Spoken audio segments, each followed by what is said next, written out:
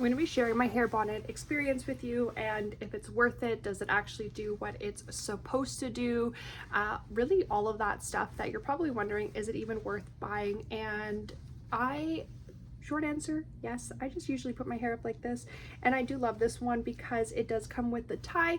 It keeps my hair in place. I don't really do anything like fancy, and it stays on throughout the whole night, which is important because that's the whole point, is to make sure that, you know, your hair, you're waking up frizz-free, it's silky, it's soft, and help with breakage, all of the things that we women are always looking to prevent, and not always having to get those haircuts as often as we do need them. So I just absolutely love it. I just tuck my hair in, and it just really helps. It's comfortable, it's easy to secure, it doesn't fall off at night. You can really tie this in the back however really you want it. I just did this quickly for the video, but you know, you're gonna make it comfortable for yourself. But I do love this. It stays in place. It's obviously very adjustable, so you can tighten it if you need to, but it's still like really good and really comfortable, does not get in the way of sleeping.